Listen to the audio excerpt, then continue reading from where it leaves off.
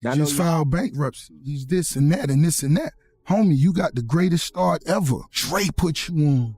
Eminem. I came out of Miami self-made. For years, Rick Ross and 50 Cent have been trading slick talk, disrespect, and non-stop embarrassment from afar like it was sport. Then one wild night flips the script when real-life tension enters the picture in Vancouver. Ross tried to laugh it off, move past it, act untouched. But 50 smelled weakness instantly and went full attack mode, while Drake quietly leaned to one side without saying a word. Suddenly, this wasn't just diss records and Instagram jokes anymore. New footage made it clear things may have crossed into hands-on territory, and the fallout got messy fast. The date was June 30th, 2024. The place was Vancouver, a major city on Canada's west coast, far from Toronto, but still deep in territory closely tied to Drake's influence and fan base. The city itself became part of the storyline, adding extra pressure and meaning to everything that unfolded that night. This wasn't neutral ground, and everyone there felt it. The event was the Ignite Music Festival, which should have been just another routine tour stop for Ross. Another night, another crowd, another payout, another performance checked off the list. Fans came ready for hits and energy, not drama. But instead, that night turned into one of the most replayed hip-hop moments of the entire year. Memes exploded, old grudges woke back up, and longtime rivals suddenly had fresh material they'd been waiting years to use. Ross wrapped up his set without any visible issues. The crowd was loud, locked in, and riding the vibe all the way through. By all accounts, the performance itself went smooth. But everything changed the moment Ross stepped off stage. Either his DJ made a bold move or Ross himself gave the green light, but that single decision flipped the whole mood of the building in seconds. The DJ started playing Not Like Us by Kendrick Lamar. That record was already known as the soundtrack to Drake's public embarrassment during their lyrical back and forth. This wasn't just a random song choice. It was the most disrespectful track possible, blasting loudly in Drake's own country, in a city full of his supporters. That choice alone had people gasping. Running that song in Vancouver wasn't subtle at all. It was either fearless confidence or pure carelessness, depending on how you see it. What happened next spread online within hours. The video was shaky, crowded, and chaotic, but the tension was impossible to miss. As Ross moved through the venue, around 15 men closed in around him and his team. You could feel the pressure through the screen. Someone demanded the song be shut off, voices got louder, and the mood flipped instantly. Celebration turned into confrontation, and seconds later, physical contact broke out when someone made a sudden aggressive move toward Ross. The footage clearly shows the swing landing, and that's when everything spiraled fast. Confusion exploded everywhere, with Rick Ross's security getting completely swarmed. One member of his team was surrounded and roughed up by several people at once, all caught on shaky video. The clip shows multiple men repeatedly stomping and swinging at someone on the floor who appeared to be part of Ross's security detail. The scene looked frantic, loud, and totally out of control. Hey guys, I just saw a very unfortunate situation that took place in Canada. And I wanted to say to everyone, that I hope that brother made it home safely.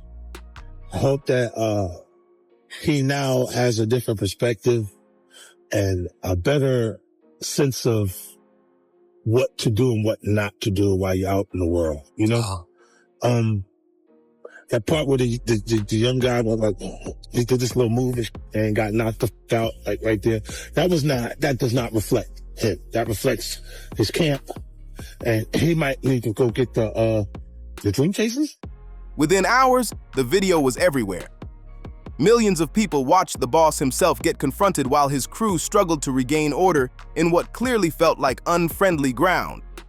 Social media went into overdrive with non-stop reactions, breakdowns, jokes, and think pieces. But what really pushed this situation to another level was the quiet approval that came from a totally unexpected direction. Drake liked a video of the altercation that was posted on Instagram. The caption made it obvious where the moment was happening, and Drake's single tap spoke louder than any statement ever could. That move was seen by many as a public signal that he wasn't bothered at all by what went down. This wasn't neutral behavior or accidental scrolling. It was a clear digital nod that showed just how far that relationship had fallen apart. People didn't miss it. Fans immediately called it a cosign of the scuffle, a silent acknowledgement that Drake was completely fine with what happened to someone who used to be a collaborator and was now clearly an opponent. The message was loud without a single word being typed. Ross tried to play it cool afterward. On his Instagram story, he posted a photo of himself standing in front of his private jet with a calm caption about Vancouver. Listen, there are a lot of things you can say about 50. I truly appreciate. Like, there are times when I think he goes too far. There are times when I think there's some people that I'm like, why do you get involved in that? But when it comes to the people that he has legitimate, long-standing beef with, I actually respect the level of never getting off their neck. I really do. Pettiness. Yeah, like He brushed it off like nothing serious even happened.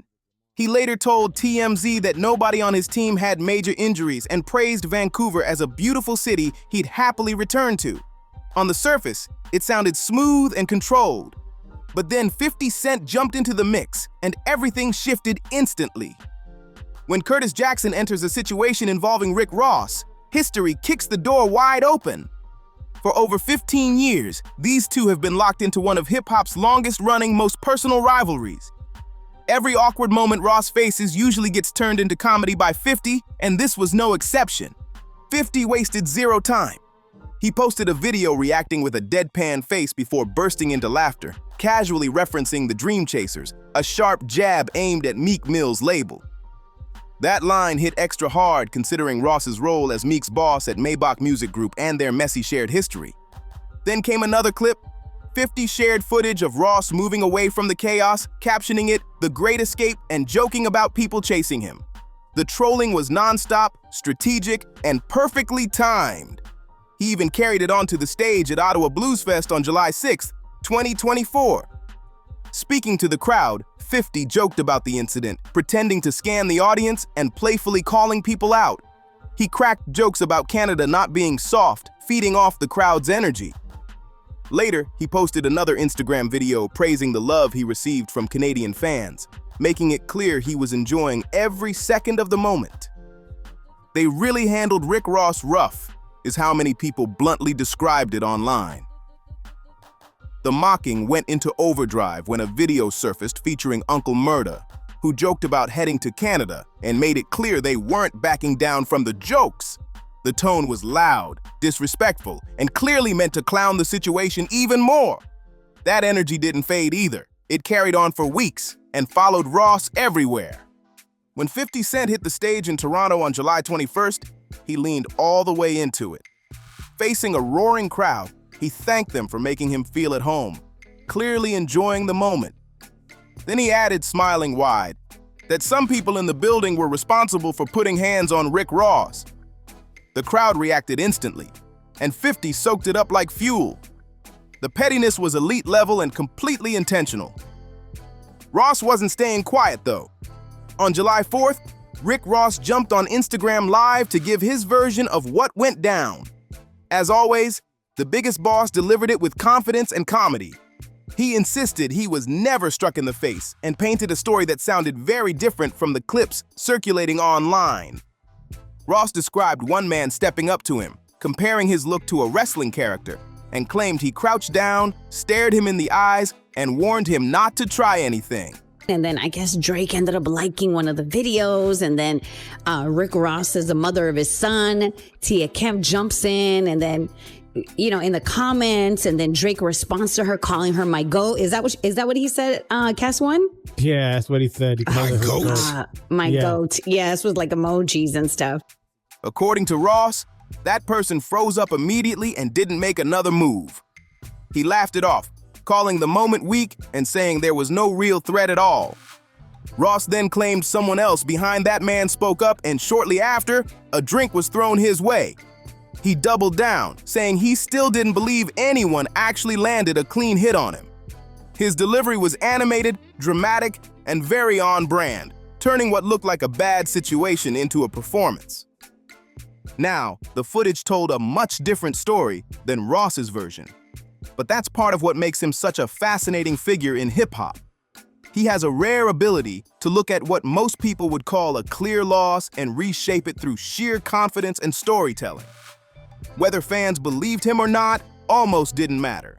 Ross was always going to control his own narrative.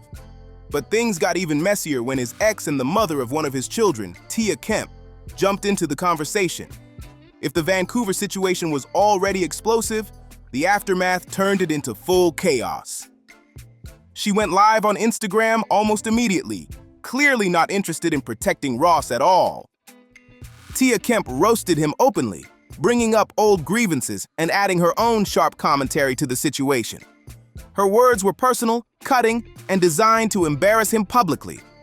She mocked the incident, claimed he took damage, and made it clear there was no loyalty left on her side. That moment added a whole new layer to the drama and pushed this story into even deeper territory. In one clip from her live stream, Tia Kemp made it clear she wasn't holding back at all. She openly said she was glad Rick Ross got embarrassed and clowned him for not standing his ground. She kept posting story after story, painting Ross as someone who talks big but folds when pressure shows up. The tone was ruthless, non-stop, and clearly personal. She wasn't aiming for jokes anymore. She was aiming for pride. Then came the moment that poured gasoline all over an already blazing situation. On July 1st, Drake posted photos celebrating Canada Day on Instagram. Almost immediately, Tia Kemp jumped into the comments, tagging Drake by name. Drake responded back with a heart emoji and called her "my goat," a move that sent the internet spiraling. That short exchange said more than any interview ever could. Rick Ross didn't stay silent either. Rick Ross replied in the comments with his own sharp remark. He threw a jab referencing recent lyrical accusations aimed at Drake and mixed it with a dig toward Kemp's age. The comment was messy, public, and instantly screenshotted everywhere. Any illusion of peace between these camps evaporated on the spot. That moment made it crystal clear just how broken the relationship between Drake and Ross had become. To understand why this fallout hit so hard, you have to look at their history together. These weren't casual collaborators. They were once one of hip-hop's most reliable studio pairings. They delivered anthem after anthem together. Aston Martin music became a late-night classic. Lord Knows, produced by Just Blaze, felt cinematic and timeless. Stay Schemin' gave fans one of Drake's most quoted verses ever. Money in the Grave went straight to #1 on the Billboard Hot 100. Track after track, they proved the chemistry was real. For years, they were talked about like a Shaq and Kobe type duo in the booth. Two heavyweights whose link-ups almost always delivered gold. They even planned a joint album called YOLO back in the early 2000s. You know that wasn't true. Anybody that knows Curtis, he knows he's the police himself. It's footage of the GS9 homies pressing him when he was just in New York. He had more cops than goddamn Donald Trump. But more importantly, it's not even about that. That's his business. At the same time, y'all just better realize that man been playing with y'all, joking and all that. Man ain't on that. That man's situation, as far as I'm concerned, I don't know him like that. But as far as I'm concerned, he been the victim his whole life. That project never dropped, but if it had landed during their prime, it would have been massive without question. Their bond went beyond music too. They showed up at each other's events, shouted each other out publicly, and moved like real allies, not just industry partners. In May 2023, Ross even appeared on Drink Champs, saying he and Drake were genuinely close and ranked in the top tier when it came to creators and writers. That sounded like brotherhood. Less than a year later, everything flipped. The tension exploded when Drake's diss record Push-Ups leaked online in April 2024. While most of the track targeted Kendrick Lamar, Ross caught direct fire too. Drake brought up Ross's past and questioned how much of his success was really his own. The lyrics suggested Ross's biggest chart moments came from Drake's help, implying his status depended on features rather than solo power. The message was clear and brutal. Drake was saying Ross should stay in his lane, spend his money quietly, and stop inserting himself into battles that weren't his. That implication hit hard and made this fallout impossible to walk back. Rick Ross fired back the very same day with Champagne Moments, recorded and released within hours of Drake's track leaking. The speed alone shocked people. It was a wild mix of creative urgency and next-level pettiness. Ross didn't ease into it either. He went straight at Drake's identity, repeatedly calling him a white boy and accusing the Toronto rapper of borrowing his entire style from Lil Wayne. The tone was loud, disrespectful, and designed to sting. Ross also threw out claims about Drake altering his appearance, and that's when the infamous BBL Drizzy nickname was born. The phrase spread instantly across the internet. Ross leaned all the way into it too, wearing shirts with Drake's face on them while performing the diss at clubs. He treated the insult like a trophy, not a throwaway line. Every appearance became part of the rollout. Drake clapped back in his own way. He sent text messages to his mother with screenshots, claiming Ross was spiraling and performing at small events for quick money. Ross immediately posted those screenshots as well, flipping the moment into another joke. He mocked Drake for running to his mom instead of addressing him directly. Nothing stayed private for long. According to Ross, the entire conflict started way before diss tracks. In Champagne Moments, he claimed the tension began when Drake sent a cease and desist to French Montana. Ross said that move crossed a line and changed how he viewed Drake completely. In his words, unfollowing Drake was the moment things went left. Later, during an appearance on the Resha Please podcast with Young Miami, Ross spoke openly about both the Vancouver incident and his broken relationship with Drake. When asked if peace was possible, Ross gave a half-joking, half-serious answer. He said it depended on how he felt that day and whether he'd already had his champagne. The message was clear. He wasn't stressing it at all. Ross also explained why things spiraled in Vancouver. He claimed several people from his usual travel crew couldn't come along due to legal restrictions. According to him, being short-handed played a major role in how quickly the situation got out of control. He even joked that if a few more of his people had been there, the outcome would have looked very different. The confidence never left. All of this fed directly into another long-running storyline. What many casual fans didn't realize was that 50 Cent's non-stop mocking after Vancouver wasn't random at all. This wasn't drive-by trolling.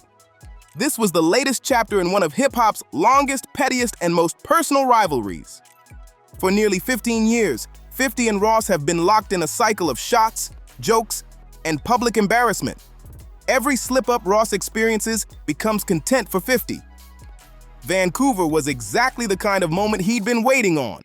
That's why he leaned into it so hard, dedicating stage jokes, social posts, and videos to dragging the situation out.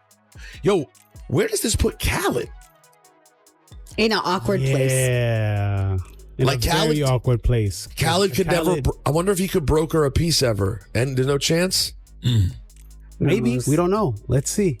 Khaled is about love. To understand why 50 went this far, you have to understand the history. The tension between Curtis Jackson and William Leonard Roberts II reportedly traces back to the BET Hip Hop Awards in 2008. Ross felt disrespected, words were exchanged, and the resentment never faded.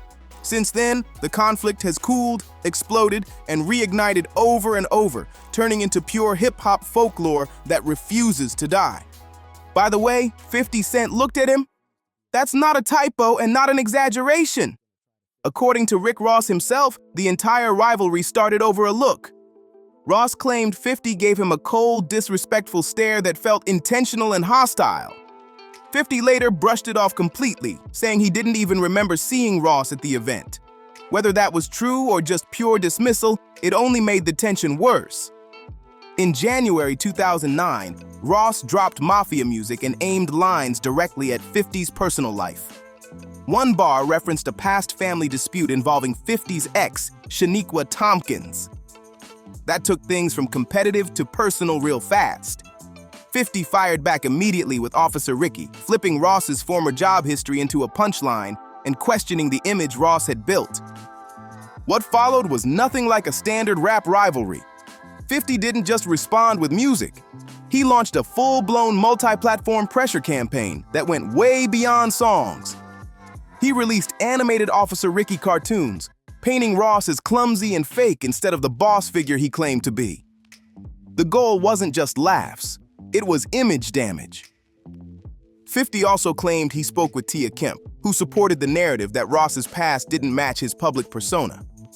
That same person would later resurface during the Drake situation, making the long-term impact of this feud impossible to ignore. Every detail became ammunition. Then things got even stranger.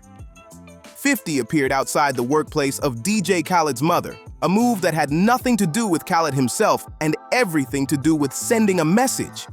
The point was clear. No one connected to Ross was off limits from scrutiny or embarrassment. The pressure felt non-stop. One of the most controversial moments came when private footage involving Estonia Leviston, the mother of Ross's child, was shared publicly with added cartoon imagery. The act shocked many and crossed lines that had nothing to do with music anymore. At that point, the rivalry had turned into pure humiliation tactics. This was no longer about who had better bars or bigger hits. 50 wasn't trying to outperform Ross musically. He was trying to tear down the entire character Ross presented to the world. Every move was designed to embarrass, expose, and destabilize, not entertain. Eventually, that decision came with real consequences. Leviston took legal action, and after years in court, a jury awarded her roughly $7 million for emotional harm and privacy violations. The ruling made it clear the situation had gone too far. That financial blow later played a role in 50 filing for bankruptcy in 2015. Since then, Ross and his supporters have pointed to that moment as proof that even if 50 won individual moments, the long-term cost was massive. It's why this rivalry still gets talked about today. Not just because of the jokes or the music, but because of how deep, personal, and relentless it became over time. 50 Cent even went as far as suing his own legal team, claiming Rick Ross was the one who leaked private material and that his attorneys failed to lock down proper proof. That lawsuit showed just how personal everything had become. What started as a cold look at an awards show had twisted into something touching business, reputation, money, and pride on every level. The rivalry never truly ended. It went quiet at times, then flared right back up. In 2013, when Ross was involved in a serious roadside incident involving a vehicle, 50 jumped straight to social media and claimed it was staged for attention. No sympathy, no pause, just instant mockery. Now, the other day we were talking, and Charlamagne was saying that if 50 and Ross could squash their beef, they could make great music together. Not even just great music. I feel like you two are like incredible people, like characters, like very entertaining. Like I think y'all could make just something very entertaining together. I don't think it would ever happen. Years later, in 2023, 50 clowned the sales of Too Good to Be True, the joint album from Ross and Meek Mill, saying the numbers didn't match their combined star power. Ross fired back by questioning 50's control over his own music catalog. He even hinted he might try to buy those masters himself, a statement that cut straight to the core of 50's business legacy. These weren't random insults. Every shot was calculated to hit where it hurt most. The back and forth stayed sharp, personal, and strategic. Ross once explained his mindset clearly, saying it was never about a clean win. To him, it was chess. When you feel like you got nothing to lose, the pressure disappears. That mindset revealed everything.